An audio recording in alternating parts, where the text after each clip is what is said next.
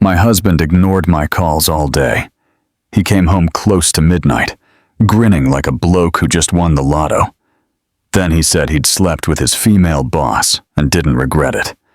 I said nothing, just finished my dinner quietly.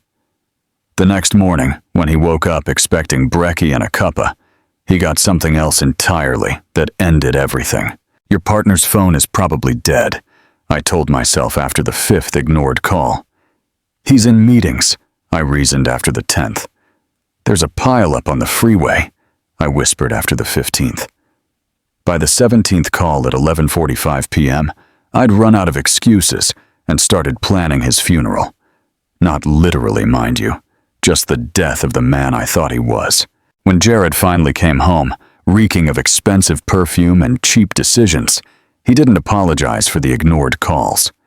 Instead, he smiled like a man about to share some good news and told me about Claire, his boss, and how he'd spent the day exploring her office, her car, and her hotel room with enthusiasm. If you believe no one should have to put up with 17 ignored calls from their partner, please consider subscribing. It's free and helps us share these important stories. Now let's continue, but I'm getting ahead of myself. Let me back up to that morning when I still believed in 17 years of marriage. 6 a.m. My alarm went off, same as always. Jared didn't stir. He never did, not until his own alarm at 6:30. I slipped out of bed and padded to the kitchen, starting the Melbourne blend coffee he loved. 2 sugars, never milk. The smell filled our house like it had every morning since we'd moved in 12 years ago. By 6:45, I had his brekkie ready. 3 scrambled eggs with tasty cheddar. He hated mild cheese, said it was pointless. Whole grain toast with real butter spread just right. The kind of precision you only achieve after years of practice, of caring about someone's smallest preferences. "G'day, beautiful," Jared mumbled when he finally made it downstairs, his hair still sticking up on one side. He kissed my cheek while reaching for his coffee, a perfectly choreographed move we'd perfected without trying. "Don't forget it's Tuesday," I reminded him, pointing to the calendar on the fridge. "First Tuesday of the month. Date night. Our tradition for the past decade. Wouldn't miss it," he said, but he was already scrolling through his phone. "Claire's got me in meetings all day, but I'll be home by 7. Claire Whitmore. 3 months she'd been his boss, and already her name came up more than mine at our dinner table. She was brilliant, he said. Innovative. Pushing the team to new heights. I'd met her once at the company Barbie. Designer heels in the grass, typing on her phone, while others played backyard cricket, complimenting my potato salad with a smile that never reached her eyes. "She's intense," Jared had said that first week. "But I'm learning so much." The late nights started gradually. First just Thursdays for team building, then Tuesdays for strategic planning. By month 2, any night could be a Claire night. He'd come home at 10-11, sometimes as midnight, smelling wrong. "New air fresheners at the office," he explained when I'd mentioned the cologne change. Claire had them installed, some productivity study she read. We'd worn the same scents for 17 years. Him, woody aftershave I bought every Christmas. Me, vanilla body spray from the chemist. Suddenly he smelled like something from a fancy department store I'd never shop in. Then came the phone password. I'd reached for it one night to set our alarm, something I'd done hundreds of times. "What's your passcode?" "Oh, just use yours," he'd said, taking it from me. "Company policy. Claire is implementing new security protocols." I should have known then. But 17 years of trust makes you a bit of a gala. After Jared left that morning, I went through my own routine. Shower, sensible librarian clothes, yogurt with muesli. I managed our local branch, 15 employees, thousands of books, endless community programs. Not glamorous like Claire's corporate world, but fulfilling. My phone buzzed at lunch. Bridget, my sister. Coffee tomorrow? I'm near your library at 2. I'd agreed, not knowing she'd spend that coffee lecturing me about Jared. Bridget was a partner at Brennan and Associates, saw divorces all day, probably couldn't help seeing problems everywhere. But when we'd met the previous week, she'd been more direct than usual. He missed your birthday dinner, Kenna. Big presentation? At the Ember Hotel bar?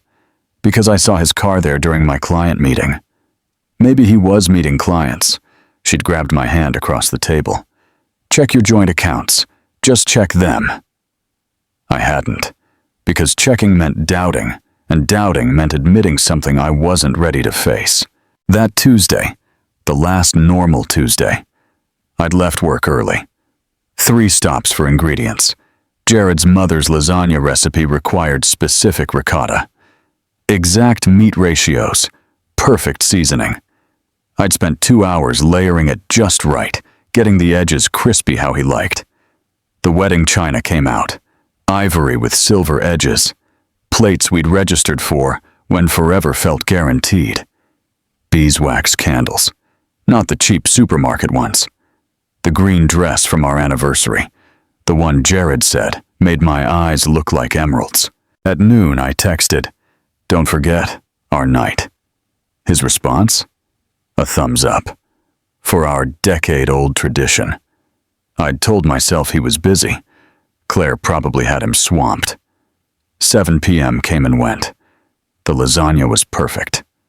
7:30. Running late. I texted. 8 o'clock. No response. Lasagna back in the oven. 8:30. I opened wine, then poured it back. The candles kept burning. 9 o'clock. Another text. Everything okay?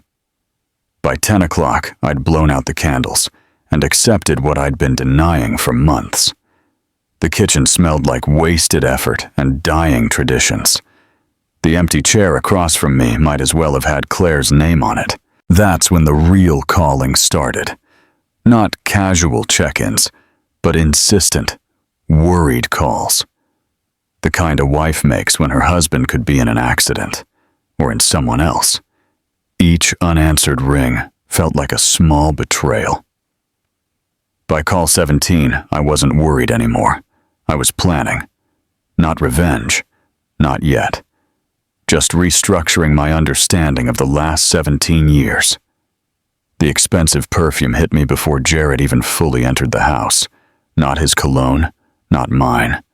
Something floral and aggressive, the kind worn by women who take what they want. Long day at the office? I asked, my voice steadier than my hands. He grabbed a beer, didn't even look at the cold lasagna on the bench. You could say that. Then came the words that shattered everything while I sat there, fork in hand, his mother's lasagna growing colder on the wedding china we'd picked out when we thought we knew what marriage meant. The fork clattered against the plate as I set it down. Jared was still talking, still describing his day with Claire like he was recounting a holiday. My phone sat between us on the bench, screen dark, holding the evidence of 17 attempts to reach him.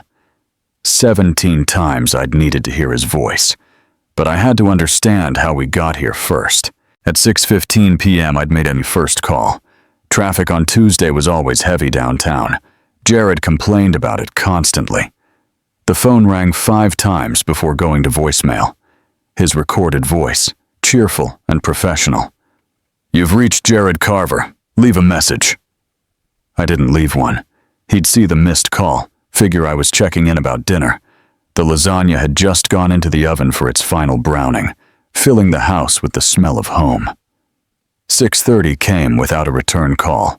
Unusual, but not alarming. Claire probably had him trapped in one of her famous quick-sync meetings that lasted for ages. At 7 o'clock, when his empty chair stared back at me across the candlelit table, I called again. This time it rang only twice before being sent to voicemail. Declined. My chest tightened slightly. Jared never declined my calls. Even in meetings, he'd let it ring out naturally. 7:30, third call. My voice was light when his voicemail picked up. "Hey, just checking if you're okay. Dinner's ready when you are." By 8 o'clock, the concern was real. 4 calls now, each one building a knot in my stomach. I walked to the living room window, peering out at our empty driveway. The Hendersons across the street were having dinner, their dining room window glowing warm. Normal people having a normal Tuesday. The 5th call at 8:15 made me feel foolish. Was I becoming one of those wives? The ones who couldn't give their husbands space? But we had plans. Sacred plans. First Tuesday plans that had survived job changes, family deaths. Even that year, Jared had the flu. 8:45. Calls 6 and 7 happened back to back. My fingers were starting to shake as I dialed. Not from anger yet, just confusion mixed with the first bitter taste of fear. Car accidents happened. Heart attacks happened to men Jared's age. All sorts of terrible things happened, while wives waited with cooling dinners. By 9 o'clock, I was scrolling through our text messages, looking for clues I'd missed. The pattern jumped out immediately. In meetings. 12 times in the past month. Claire needs this project finished. 8 times. Don't wait up. 6 times, including last Tuesday, when he'd promised to help my mum move her heavy dresser. "Sorry, Ken," he texted at 9:30 that night. "Claire called an emergency strategy session. Tomorrow." Tomorrow never came. Mum hired movers instead. Too polite to complain, but disappointed in a way that made me defensive of a husband who didn't deserve it. Call number 10 at 9:45. My hands were definitely shaking now. The lasagna had long since been removed from the oven, sitting on the stovetop like an accusation. I found myself bargaining with the universe. Let him be okay, and I'll never complain about Claire again. Let him answer, and I'll forget about the cologne, the passwords, the late nights. The phone stayed silent. At 10:15, between calls 11 and 12, I opened our laptop. Jared's email was still logged in. He never remembered to sign out.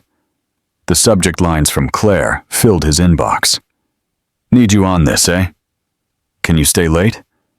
Quick drink to celebrate? Quick drink." Plural activities disguised as singular professional needs. 10:30 brought an unexpected interruption. My phone rang, not Jared, but Mrs. Patterson from next door. Relief and disappointment crashed together. "Kenna, dear, is everything all right?" Her voice carried that particular concern of sticky-beak neighbors who actually care. "I noticed Jared's car hasn't been in the driveway much lately. He's been working late." The lie came automatically. "Oh, that explains it. Though I did see him last week at 2 a.m. coming home. Scared me half to death. I thought someone was breaking in. Poor thing returning from the hospital at that hour." My blood chilled. The hospital? Well, I assumed. Where else would someone go at that hour? "Is your mother okay?" My mother was perfectly fine.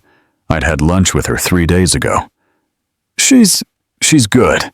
Thanks for checking, Mrs. Patterson." Call 13 at 10:45. 14 at 11 o'clock. Each ring echoed in the quiet kitchen. The candles had burned down to stumps. Wax pooling on the good tablecloth. I was pacing now, a path from sink to table to fridge and back. My wedding ring caught the light with each pass, sending little rainbows across the wall. 17 years since Jared had slipped it on my finger, promising to answer whenever I called. 11:15. Call 15. I left a message this time, my voice carefully controlled. "Jared, I'm worried. Please, just let me know you're safe." That's when my phone buzzed with a notification that wasn't from Jared. Amex. New charge of $400 at the Emerton Hotel restaurant. 8:47 p.m. My hands stopped shaking. Everything stopped shaking. the world went very still and very clear. I opened the app with steady fingers. There it was, itemized like evidence. The Emerton Hotel restaurant. Table for two. Champagne, not the house brand, but Veuve Clicquot. 2 entrees, eye fillet and barramundi. Dessert, chocolate soufflé for 2. For 2. While I'd been warming and rewarming a lasagna made from his mother's recipe, Jared was having champagne and soufflé. The same restaurant where Bridget had seen his car. The place he was supposedly never going to be. Call 16 at 11:30. I didn't expect an answer anymore. The sound of his voicemail had become familiar as a funeral hymn. But I called anyway, needing to complete the ritual, needing to give him every chance to not be who I now knew he was. 11:45. Call 17. The last one. I sat at the kitchen table, the cold lasagna my only company, and dialed one final time. As it rang, I looked at my reflection in the dark window. The woman staring back wasn't the worried wife anymore. She was someone else, someone who had spent 6 hours transforming from concerned to suspicious to certain. When Jared's voicemail picked up for the 17th time, I didn't leave a message. I just sat there, phone silent in my hand, wedding ring feeling heavier than it had in years. The kitchen clock ticked toward midnight, each second bringing Jared closer to home, closer to whatever excuse he'd prepared. But I already knew the truth. The 17 calls weren't ignored because he couldn't answer. They were ignored because Claire Whitmore was more important than 17 years of First Tuesdays. The champagne toast at 8:47 p.m. was his real priority. The soufflé for 2 was his actual date night. I straightened the wedding china, dumped the cold lasagna in the bin, and waited. Not like a worried wife anymore, but like a woman preparing for war. The kitchen clock showed 11:58 when I heard Jared's key in the lock. I stayed seated, my hands flat on the table, breathing steady. The door opened to whistling, actually whistling, My Way by Sinatra. The irony would have been funny if it weren't so cruel. Jared walked in like he'd just closed $1 million deal. His tie hung loose, shirt untucked on one side, that particular dishevelment that comes from hasty redressing. But it was his smile that stopped me cold. Not guilty, not apologetic, but satisfied. The smile of a man who'd gotten exactly what he wanted. He went straight to the fridge without even glancing my way. The beer bottle hissed open. He took a long pull, then finally noticed me sitting there in the dim light. Still up? He leaned against the bench, casual as Sunday morning. Thought he'd be in bed by now. It's Tuesday. My voice came out steadier than I felt. First Tuesday. Oh, not even a flinch of recognition. Right. Sorry about that. Got caught up. Caught up. Like our decade-old tradition was a dentist appointment he'd forgotten to cancel. Long day at the office? I asked, the words careful and measured. You could say that. He took another sip of beer, then set it down with the kind of deliberation that meant something big was coming. Actually, Kenna, since you're up, we should talk. My spine straightened. Okay. Jared rolled his shoulders back, and his whole demeanor shifted. Not to shame or guilt, but to something else entirely. Pride, maybe. Or relief. I slept with Claire today. The words landed between us like dropped glass. Sharp. Dangerous. Impossible to take back. I waited for more. An explanation. An apology. Something. Instead, Jared continued like he was giving a presentation. Multiple times, actually. In her office after everyone left. Then in her car in the car park. Then at the Emerton Hotel. He paused, meeting my eyes directly. And, Kenna, I don't regret a single second of it. My hand found the fork beside my plate.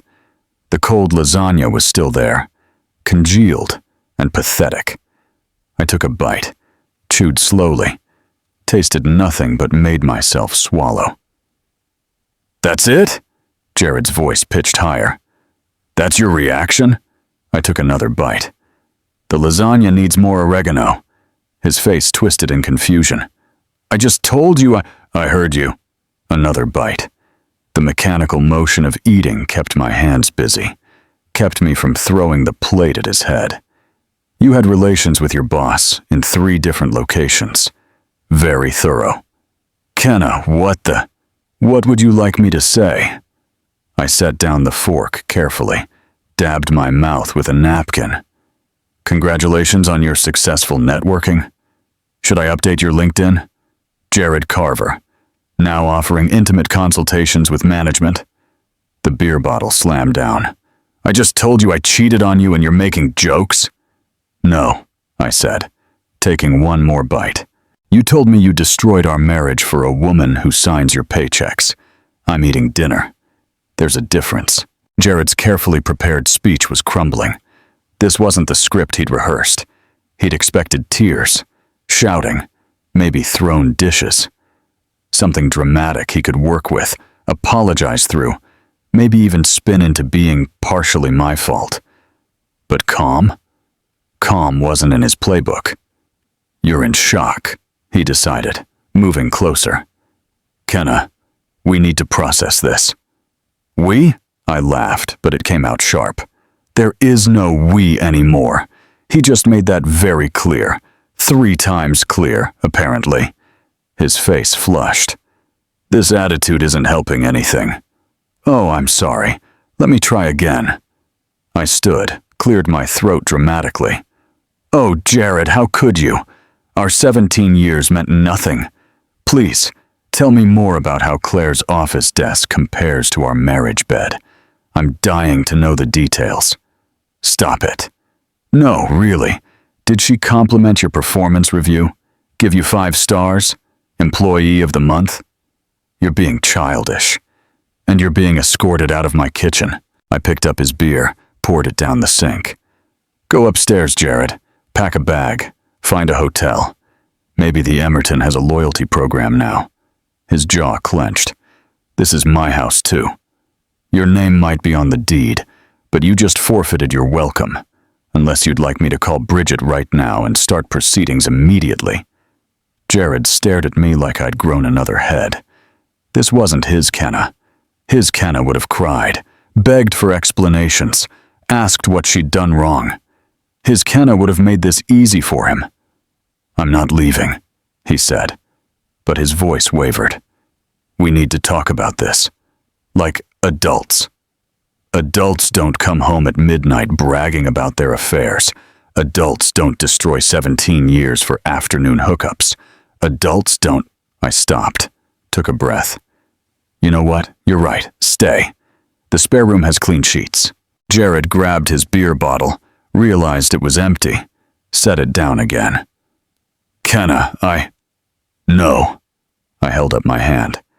"You had your confession. You got to unburden yourself, transfer your guilt to my shoulders. But I'm not carrying it. Whatever you thought would happen next, whatever reaction you wanted, you're not getting it." He stood there for another moment, looking lost. This was supposed to be his moment of brutal honesty, his chance to be the bad guy who at least had the guts to confess. Instead, he just looked small and stupid, holding an empty beer bottle while his marriage dissolved in real time. Finally, he turned toward the stairs, his footsteps heavy with confusion rather than remorse. He paused at the doorway. "We'll talk in the morning, when you've had time to process." "Sure," I said, already pulling out my laptop. "Sweet dreams." The moment his footsteps faded upstairs, I opened a new spreadsheet. My fingers flew across the keyboard with the efficiency of 17 years of shared passwords and joint everything. The document title typed itself: Project Silent Storm. First column, assets, checking account, savings, investment portfolio, both cars, the house with its conveniently forgotten detail, the mortgage in my name only thanks to Jared's credit disaster in year 5. Second column, liabilities. Jared's credit card debt, his student loans, his ego, though that last one wasn't technically financial. Third column, action items. My phone buzzed with a text from my mother. "How was date night?" I typed back. "Memorable." Then I opened another message to Bridget. "Need the shark, not the lawyer. The shark." 3 dots appeared immediately. "That bad?" "Worse, but I'm about to make it beautiful." My office, 7 a.m. Bring coffee and war paint. I smiled, my first real smile in hours. Then I returned to my spreadsheet, adding tabs for documentation, timeline, and my personal favorite, revenge served at optimal temperature. Jared thought his confession would break me. He thought those 3 locations of infidelity would send me spiraling. But all he'd done was flip a switch I didn't know existed, the one that transformed 17 years of devotion into cold, calculated precision.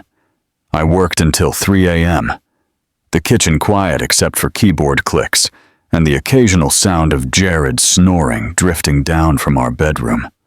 Sorry, his temporary sleeping quarters. Every password memorized. Every account documented. Every vulnerability cataloged. By the time I finally closed the laptop, Project Silent Storm was 18 pages of pure, organized retribution. Jared had given me 16 hours until morning to process his betrayal. I only needed 6 to plan his complete destruction. The laptop screen glowed 3 a.m. when I finally pushed back from the kitchen table. 6 hours of planning complete. My eyes burned, but my mind was crystal clear. Jared's snoring still drifted down from upstairs, the peaceful sleep of a man who thought confession meant absolution. I started with the money. Our joint savings account showed $47,000. Legally, I could move it. Morally, after his midnight performance, I should have taken it all. I initiated the transfer to my personal account, the one Jared didn't even know existed. Opened 3 months ago when the cologne changed, just in case. Transfer complete. 3:17 a.m. Next came the credit cards. Jared had 3 supplementary cards on my accounts. I canceled them one by one, effective immediately. The customer service representative, probably used to middle-of-the-night revenge cancellations, didn't even question it. "Would you like to remove the authorized user as well?" "Absolutely." Changes will take effect within 2 hours. By 3:45, I was downloading our entire text history from the cloud. 3 years of messages, including last month's gems where Jared called Claire incompetent, Daddy's promotion pet, and my personal favorite, she makes me miss my old boss, who only spoke in sports metaphors. I screenshotted everything, organized by date, highlighted the best parts. Jared's own words would be his jury. At 4:30, I started making appointments. 3 different divorce attorneys, all before noon. Bridget would be first at 7 o'clock, but I wanted options. Comparison shopping for divorce lawyers felt like choosing cereal, except this decision would determine my next 17 years. By 5 o'clock, I stood in my kitchen, exhaustion trying to claim me. But I had one more performance to prepare. Jared would wake at 7:30, expecting his usual breakfast. Melbourne blend coffee, 2 sugars, 3 eggs scrambled with tasty cheddar, whole grain toast, lightly buttered. He'd get the breakfast, just not the way he expected. I started cooking at 5:30, making everything perfect. Better than perfect. Restaurant-quality eggs, fresh squeezed orange juice, bacon crispy enough to shatter. The kitchen smelled like the best mornings of our marriage when we still liked each other. At 6:15, I sent a text to Marcus, my trainer from the gym. Marcus was 6'3", built like a swimmer, with the kind of jawline that made married women remember being single. More importantly, he had a wicked sense of humor and owed me a favor after I'd helped him study for his nutrition certification. Want to earn $200 for eating breakfast and looking gorgeous? His response came at 6:20. This sounds like the beginning of either a crime or the best story ever. Just breakfast, and maybe some light psychological warfare. Make it bacon, and I'm there by 7:15. At 7 o'clock, while Jared continued sleeping, I changed into my best casual dress. The one that made me look effortlessly put together. Hair done, subtle makeup, the works. If I was serving revenge, I'd look good doing it. Marcus arrived at 7:20, and I'd never been happier to see someone. He walked in wearing jeans and a fitted Henley that did wonderful things for his shoulders. "Kenna, you look like you're about to commit a beautiful crime." "Just serving breakfast." I handed him coffee. "My husband will be down soon. He had a long night informing me about his extracurricular activities with his boss." Marcus's eyebrows rose. "And you want me to?" "Eat his breakfast. Be charming. Exist in his space." "I can do that." He grinned. "This is already worth more than 200. At 7:31, I heard Jared's alarm. His footsteps upstairs, shower running. The familiar sounds of a man who didn't know his world had already ended. 7:45, Jared's footsteps on the stairs. He walked in wearing his usual Tuesday outfit, already checking his phone. "Smells amazing, babe," he said without looking up. "Oh, it is amazing." I poured orange juice into a glass. "Marcus thinks so too." Jared's head snapped up. Marcus sat at the kitchen table in Jared's chair, already halfway through Jared's eggs. "Kenna," Marcus said cheerfully, "these eggs are incredible. You're absolutely too good for him." Jared's mouth opened, closed, opened again. "What? Who is this?" "Jared, meet Marcus." "Marcus, this is Jared, my soon-to-be ex-husband who spent yesterday exploring his boss's office space." Marcus whistled low. "The one who ignored 17 calls? That's not classy, man." Jared's face went through a spectacular color journey. White to pink to red to purple. "What the hell is this?" I set hash browns on Marcus's plate. "This is consequences with a side of breakfast potatoes. You can't just—" Jared stepped toward the table. Marcus stood up, all 6 feet 3 inches of him. "I think she can." Jared backed up, his phone buzzing insistently. He ignored it. "Kenna, this is insane. You're being— What? Vindictive?" I refilled Marcus's coffee cup. "No, vindictive would be calling Claire's husband, Richard Whitmore, right? The cardiac surgeon who thinks his wife is at a medical conference." Jared went pale. "You wouldn't."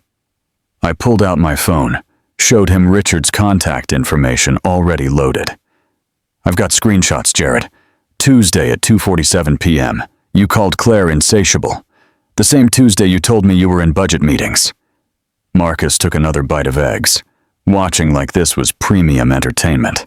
Tuesday afternoon, bold move, stupid but bold. Jared's phone rang. Claire's name on the screen. He declined it. "You should probably answer that," I said sweetly. "She's been calling since 7 o'clock. Something about her husband finding hotel receipts." Jared fumbled for his wallet, pulled out his credit card.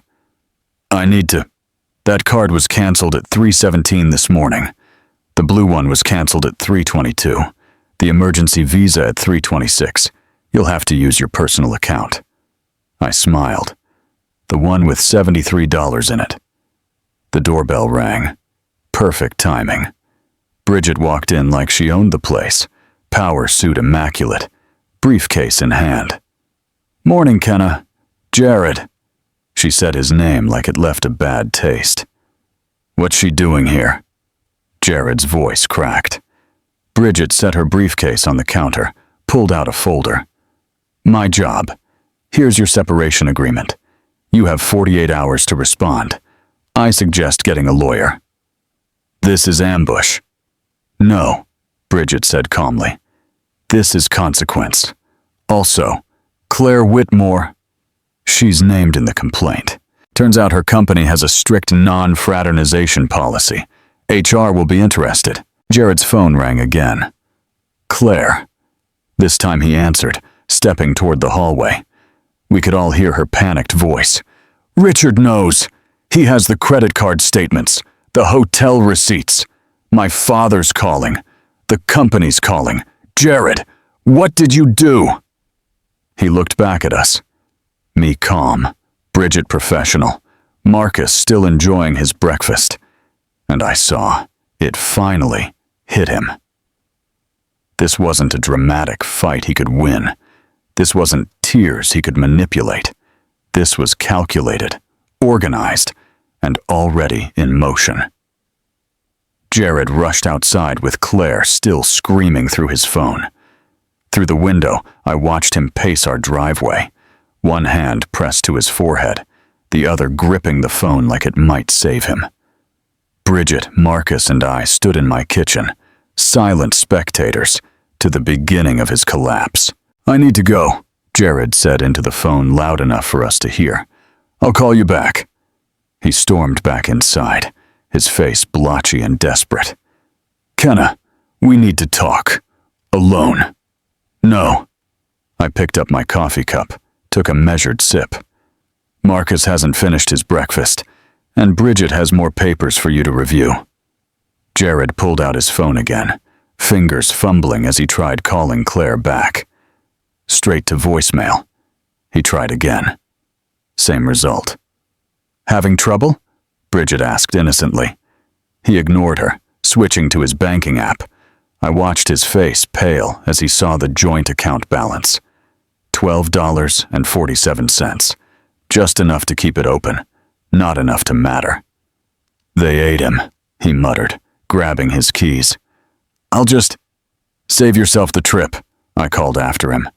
All 3 cards were canceled hours ago. He spun around. You can't do this. That's joint money. Was, Bridget corrected. Past tense. All perfectly legal, by the way. Jared's phone buzzed with texts. His eyes widened as he read, his thumbs flying across the screen. More texts came through rapid fire. His face went from pale to gray. Problems? Marcus asked, helping himself to more bacon. Jared didn't answer. He was too busy calling someone. Mom, his voice cracked like a teenager's. Mom, I need to explain. Even from across the room, I could hear his mother's voice, sharp and disappointed. Kenna already called me this morning. Jared Andrew Carver. How could you? That sweet girl who makes my lasagna recipe better than I do. Who remembers my birthday when you forget. Mom, please. Don't you, Mom, please me. 17 years, Jared. 17 years she put up with you, and this is how you repay her? With that woman. He hung up on his own mother. Marcus stood, stretched. Well, this has been enlightening. Kenna, those eggs really were incredible. He pulled out his wallet, but I waved him off. Keep it. You earned it just by being here. After Marcus left, Jared slumped against the counter. His phone kept buzzing. Texts from co-workers, friends, people who'd already heard. The modern wildfire of gossip, spreading faster than a bushfire in January. I have a book club meeting, I announced, checking the time. Bridget, can you handle things here? My pleasure. Jared looked between us. Book club? No. Kenna, our life is falling apart. Your life, I corrected, grabbing my purse. Mine is just getting interesting. 20 minutes later, I sat in Martha's living room, surrounded by 6 women who'd known me since before Jared. During Jared, and now, blessedly, would know me after Jared. The book lay forgotten on the coffee table. Honey, Martha said, pouring wine despite it being 10 a.m. "Tell us everything." So I did, calmly, factually, even with a touch of humor. The 17 calls, the midnight confession, the breakfast ambush. They gasped at the right moments, anger burning in their eyes like protective mothers. Janet, who worked in Jared's company HR department, nearly choked on her wine. "Claire Whitmore? Well, honey, no. We've had 3 complaints about her already. Inappropriate conduct with subordinates, creating hostile work environment, using company resources for personal activities." "Personal activities?" I asked. "Let's just say the security cameras in the car park have been very educational. Your Jared isn't her first office romance. He's just the first one stupid enough to confess to his wife." My phone rang. A known number. "Hello? Mrs. Carver? This is Richard Whitmore." The room went silent. I put him on speaker. "Dr. Whitmore," I said carefully. "Please call me Richard. I wanted to thank you for the anonymous tip about checking credit card statements. Very illuminating." "I don't know what you—" "It's fine," he interrupted, his voice surprisingly warm. "I'm not angry with you. You're as much a victim here as I am. More actually, this is Claire's 4th affair that I know of. But this time she chose the wrong couple to destroy." The women around me leaned in closer. "I've already contacted Jared's company," Richard continued. "Sent them some interesting documentation about Claire's patterns. Did you know she specifically targets married men? It's like a game to her." My stomach turned. "I didn't know that. I've also spoken with my lawyer. He's very interested in collaborating with yours. Claire doesn't know it yet, but she's about to lose everything. Her father got her that job, you know. He's on the board. Was on the board. He resigned this morning when I sent him the evidence. Oh, I'm sorry this happened to you, Kenna. Jared's an idiot. But Claire? She's a predator. She'll destroy him now that the fun is over. That's what she does. Conquers, then discards." After Richard hung up, the room exploded in conversation.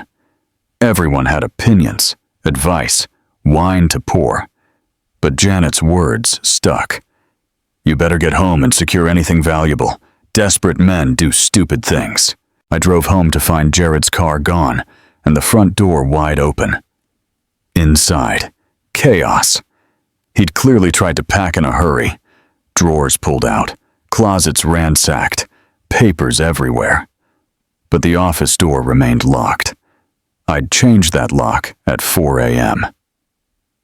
The gaming room he loved was now my craft room, his precious gaming chair replaced with my Nan sewing table I'd retrieved from storage.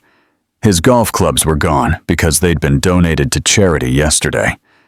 The receipt was indeed on the counter, ready for his tax deduction. I went to our bedroom. His clothes were thrown everywhere, suitcases half-packed, then abandoned. On the bed was a note. "Where are my baseball cards?" I texted Bridget. "He's looking for the signed collection." Her response was immediate. "Safe in my office. Legal leverage." Jared's entire world was unraveling in real time. His credit was frozen. His mother had disowned him. His co-workers were choosing sides. And Claire, the woman he'd destroyed everything for, wouldn't even answer his calls. I sat on my bed, our bed, and felt something I hadn't expected. Pity. Not enough to stop what I'd started, but enough to recognize that Jared had played himself. He'd gambled 17 years on a woman who collected married men like trophies. My phone buzzed. "Jared, where are you? We need to talk." I didn't respond. There was nothing left to say. I set my phone down on the bed and walked to the window. Jared's car wasn't in the driveway, but I knew where he'd gone. Sunday was inventory day at his office. Skeleton crew. Perfect for trying to sneak in and grab his things before Monday's storm hit. He had no idea the storm had already made landfall. My phone rang.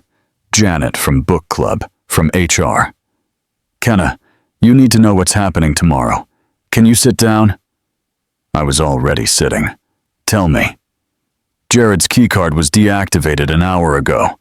When he arrives Monday morning, security will be waiting. The CEO called an emergency meeting. Richard Whitmore sent them everything. Emails, timestamps, security footage from the car park. Security footage? Last Tuesday, Jared and Claire in her car. The camera angle was unfortunately clear. My stomach rolled. Of course there's video. That's not all. Claire's assistant, Linda, just sent a mass email to the entire company. Subject line, "Why I'm resigning effective immediately." She listed every affair Claire's had with subordinates. Jared's number 4. I stood up, pacing now. 4. In 2 years. The other 3 were transferred to different departments after things ended. But Jared, he's the first one married. The first one whose wife called Richard Whitmore. Monday came faster than expected. I woke at 5 a.m. to texts from numbers I didn't recognize. Jared's co-workers, people I'd met at company parties, all reaching out with variations of, "I'm so sorry," and "We had no idea." At 7:45, my phone rang. "Wait, they won't let me in the building," he said, voice high and panicked. "My keycard doesn't work. Security says I need to go to HR immediately." Okay. Okay? That's all you have to say? Kenna, they're treating me like a criminal. No, Jared. They're treating you like an employee who violated company policy. There's a difference. He hung up. 15 minutes later, another call. This time, his voice was hollow. They had everything printed. Emails, texts, even. There was video from the car park. I said nothing. 3 executives were waiting. They had the employee handbook highlighted, the sections about supervisor relationships, misuse of company property, creating hostile work environment. My desk is already packed. I see. Claire's gone too. Her office is empty. They said her father came in at 6 a.m., cleaned it out himself. He's resigning from the board. The father who'd gotten her the job, who'd pulled strings, who'd enabled her behavior for years, finally facing consequences by association. Kenna, I need you to understand. She pursued me. She. Jared, she pursued you like a cat pursues mice, for sport. You were number 4. Silence. Then, how did you know that? Linda sent an email. The whole company knows. I heard him make a sound. Not quite a sob, not quite a laugh. Something broken. They want me to sign things. NDAs, severance agreements. They're offering 2 weeks' pay if I sign immediately and don't pursue wrongful termination. Take it. But, take it, Jared. 2 weeks is more than you deserve, and we both know it. Another call came through. Unknown number. I have to go, I told Jared. The new caller was unexpected. James Morrison, the CEO of Jared's company. His voice was formal but somehow warm. Mrs. Carver, I'm calling personally to apologize. What our employees did, what happened under our watch, it's inexcusable. Thank you, but we're conducting a full investigation. Claire Whitmore has been terminated, and we're reviewing our policies. Your husband, former husband, he's also being terminated with cause. I understand. We'd like to offer you consideration for your discretion in this matter.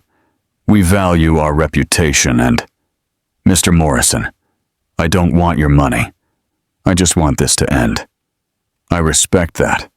But please, if you need anything, references for Jared, despite everything, or no. Thank you, but no. After hanging up, I decided something. I would go to Jared's office. Not for him, but for me. For closure. I dressed carefully. My best professional dress. Navy blue with subtle pinstripes. The one I wore to library board meetings. Hair smooth, makeup minimal, but polished. I looked like a woman who had her life together. even if that life was currently being reorganized. The drive to Jared's office took 20 minutes. I'd made it dozens of times, dropping off forgotten lunches, picking him up when his car was serviced, attending holiday parties where Claire would hold court like a queen, while other people's husbands orbited around her. The receptionist recognized me immediately. Her face went through several expressions: surprise, pity, respect. "Mrs. Carver, how can I help you? I'm here to collect my husband's personal items. Is that possible?" She made a quick call, then nodded. "Security will escort you." The security guard, Tom, was someone I'd chatted with at company barbecues. His kids used my library's reading program. He walked beside me quietly until we reached the elevator. "I'm sorry about all this, Mrs. Carver. You deserved better." "Thank you, Tom." The elevator opened onto Jared's floor. It was like walking into a crime scene after the tape had been removed. People stood in clusters, whispering. When they saw me, the whispering stopped. I walked through the silence with my head high, greeting people I recognized with small nods. Some nodded back. Others looked away, embarrassed by association. Jared's desk was indeed boxed up. 2 cardboard boxes of 17 years reduced to office supplies and personal photos. I picked up the framed picture of our wedding, studied it for a moment, then placed it face down in the box. "Kenna." I turned. Linda stood there, Claire's former assistant, looking simultaneously defiant and exhausted. "I'm sorry," she said. "I should have warned you. I knew about the others, but I needed this job and it's not your fault. I sent the email about her patterns. The whole company knows now." "Good." She blinked, surprised. "Claire called me an hour ago, screaming about loyalty, about ruining her life." I told her she ruined her own life, plus several marriages. Through the glass conference room, I could see what used to be Claire's corner office. Empty now, like a luxury apartment after an eviction. The expensive furniture remained, but everything personal was gone. The awards, the photos with company executives, the designer accessories she'd used to mark her territory. "Where's Jared?" I asked Tom. "Left an hour ago. Was in the bathroom for a while. Then security had to ask him to leave." The bathroom. Hiding in the bathroom while his professional life imploded. It was almost too pathetic to be satisfying. Almost. I picked up Jared's boxes, lighter than 17 years should weigh, and walked back through the office. This time, people watched openly. Some with sympathy, others with what looked like respect. At the elevator, James Morrison himself appeared. "Mrs. Carver." I wanted to apologize in person.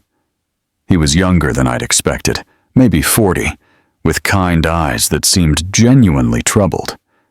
"It's not your fault," I said. "It happened on my watch.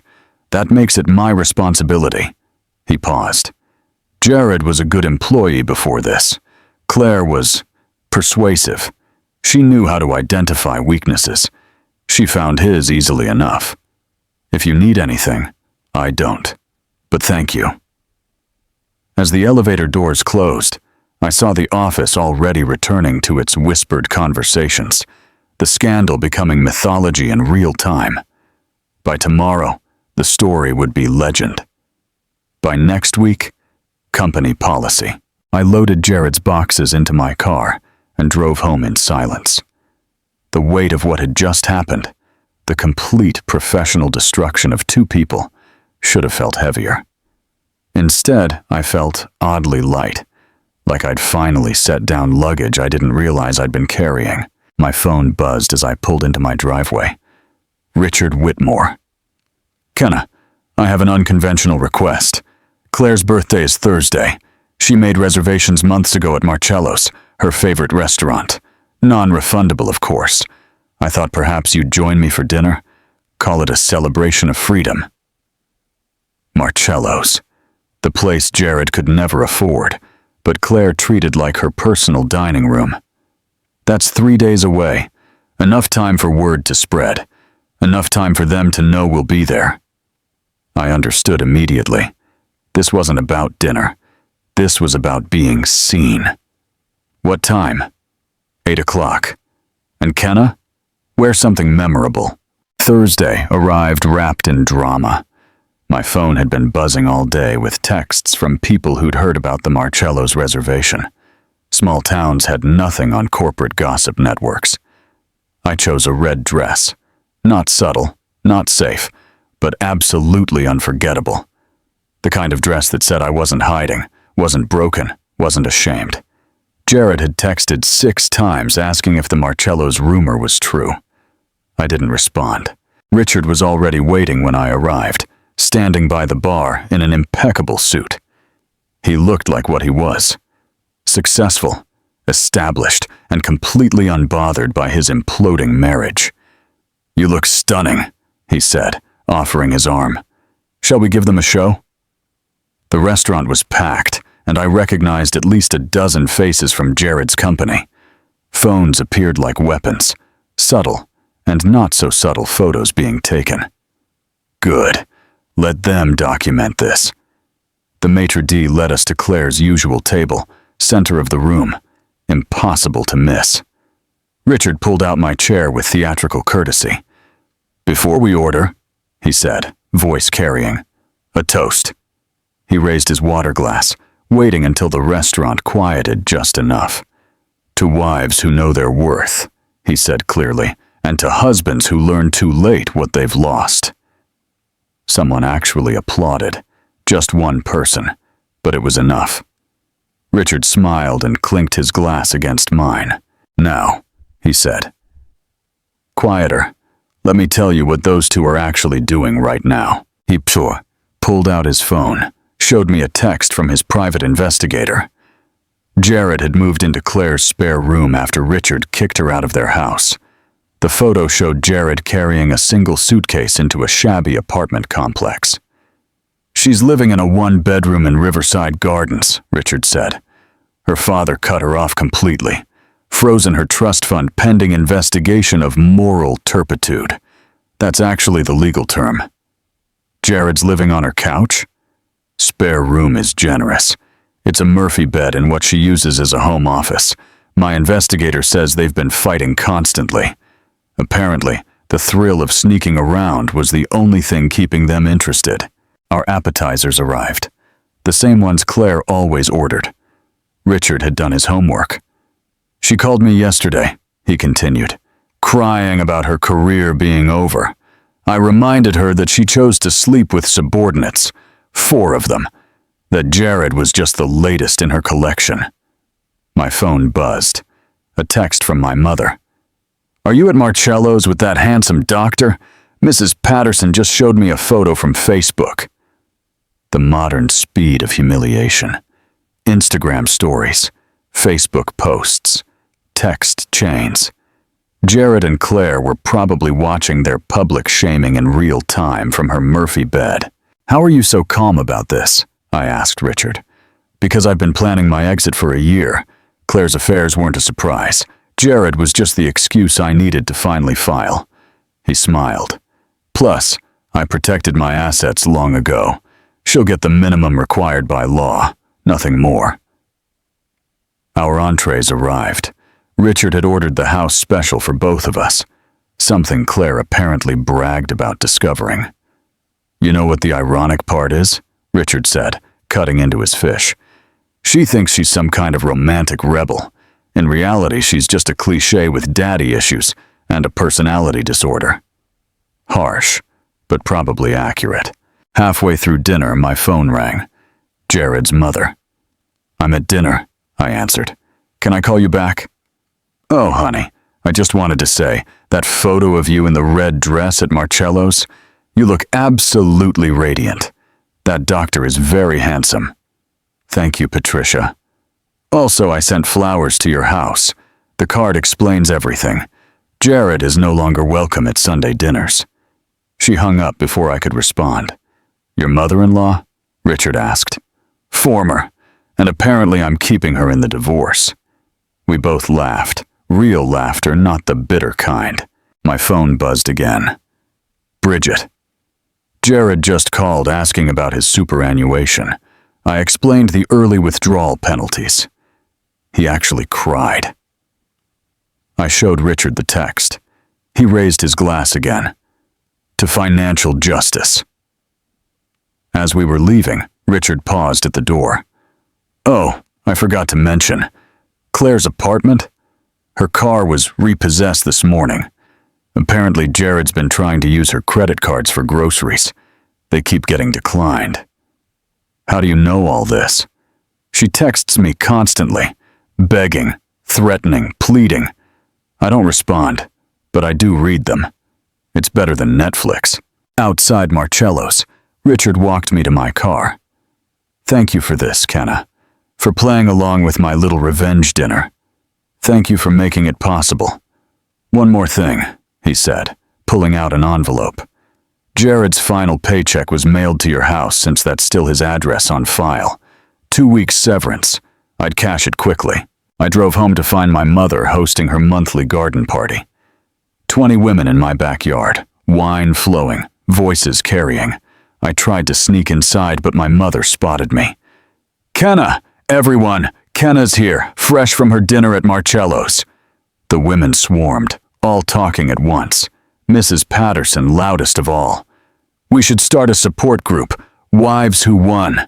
We'll meet monthly, drink wine, and celebrate leaving terrible husbands. My mother was serving potato salad, using Claire's recipe that she'd brought to last year's company Barbie, but somehow better. I added pickles, Mum said proudly. Claire's version was bland, like her personality. Patricia's flowers were on my kitchen counter, 24 roses with a card. You were always too good for my son. Love always, Mum. As the party continued outside, I sat at my kitchen table and opened the letter Bridget had messengered over. Jared's financial summary. The house. Mine. His superannuation. Decimated by penalties. The car he drove. Repossessed since it was leased under my credit. Country club membership. Cancelled. The final line made me pause. Recommend employment urgently. Spousal support calculations begin next month. Jared would owe me support. The unemployed, couch-surfing former executive would have to pay his librarian ex-wife monthly support. I poured myself wine and rejoined the party. The women were still talking, sharing their own stories of survival and revenge. Mrs. Patterson was describing her first husband's affair with his secretary. So cliché, it was almost boring. How's Jared handling everything? Someone asked. He's living his dream, I said. Shacking up with his boss in her one-bedroom apartment. Well, former boss. She got fired too. The group erupted in laughter and fresh rounds of toasting. To karma, to justice, to freedom, to better choices. As the sun set and the party wound down, I stood in my backyard. My backyard, no longer ours, and felt the full weight of victory. The last guests left around 10, taking with them the empty wine bottles and stories of survival. I stood alone in my backyard, the string lights Mum had hung casting soft shadows across the grass. The night was mine now, quiet, peaceful, and completely free of waiting for someone who would never prioritize coming home. 6 months passed like pages in a book I was finally enjoying reading. The library board called me into a meeting on a Tuesday. Another Tuesday, but this one brought promotion, not betrayal. Regional manager for 3 branches, 20% salary increase, and an office with windows that actually opened. You've shown remarkable leadership during a difficult period, the board president said. We need someone with your strength. I almost laughed. My strength had been born from Jared's weakness. Marcus still came by the library on Fridays, bringing coffee from the good place downtown. We'd become real friends, the kind without agendas or $200 breakfast performances. "You look different," he said one Friday, setting a latte on my new desk. "Lighter. Amazing what happens when you drop 100 kilos of dead weight named Jared." He laughed. "Speaking of, did you hear? He's working at Morrison & Associates now. Junior position. My buddy works there. Says Jared brings his lunch in Tupperware and takes the bus." The man who once insisted on valet parking was taking public transport. There was poetry in that. My book club had transformed too. What started as wine and gossip evolved into something unexpected. A small wine distribution business. Martha had connections with local vineyards. Janet handled the legal structure, and I managed the books. Wives Who Won Wines was born from a joke at my mother's garden party, but had already turned its first profit. "We should send Jared a bottle," Janet suggested during our meeting. "The cheap stuff." "No," I said. "He doesn't get a space in our success story." Mom had finally stopped asking about grandchildren. Last week, over lunch, she'd simply said, "You've been through enough, honey. Whatever makes you happy is enough for me." It was Thursday when Jared reappeared. Not a special Thursday, just a rainy one in November. I was reading on my couch when the doorbell rang at 8 p.m. Through the peephole, I saw him. Soaked, shabby, holding supermarket flowers already wilting from the rain. I opened the door, but didn't invite him in. "Kenna." His voice cracked on my name. "Can we talk?" "We're talking. Inside. I'm soaking." "That sounds like poor planning on your part." He stood there, rain running down his face, looking nothing like the man who'd walked in whistling that midnight. This version was deflated, desperate, and somehow smaller. "Claire left me," he said, "for a pharmaceutical executive. Apparently, I was just revenge against Richard." I said nothing, just watched the rain fall behind him. "I'm working at Morrison now, junior consultant. I make half what I used to. I take the bus, Kenna. The bus.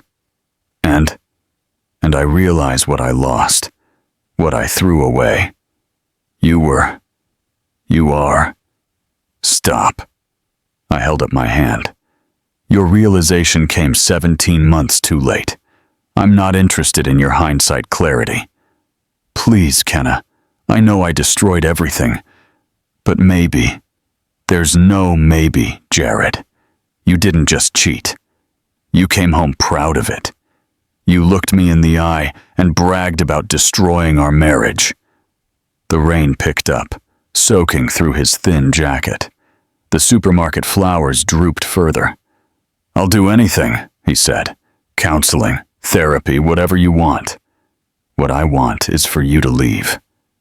He stood there another moment, rain and regret making him look almost sympathetic. Almost. "Can I at least come in to dry off?" "No." I closed the door on his face, went to the kitchen and made myself tea. Through the window, I watched him stand on my porch for another 5 minutes before finally walking away. Shoulders hunched against the rain. My phone buzzed. "Richard." "Tennis tomorrow? 9 a.m. Richard and I had become unlikely friends. Every Saturday, we played tennis at the club Jared could no longer afford. We were equally matched, both beginners, both laughing at our terrible serves, both healing from the same kind of betrayal. "Jared showed up tonight," I texted back. "In the rain, with servo flowers. Claire called me yesterday. They're living in a studio apartment now, fighting constantly. She blames him for ruining her career. He blames her for ruining his marriage. They deserve each other." "No," Richard replied.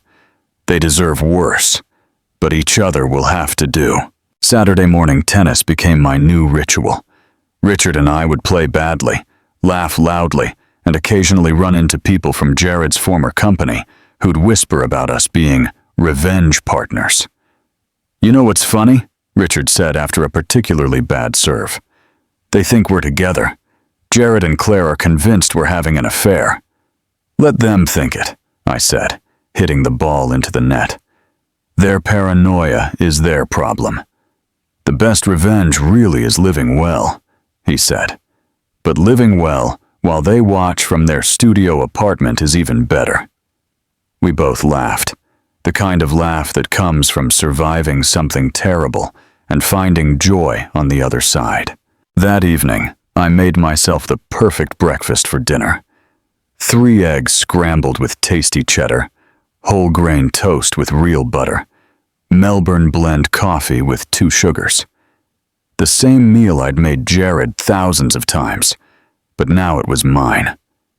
I sat at my kitchen table, the same one where Jared had confessed his affair, where I'd planned his destruction, where I'd rebuilt my life.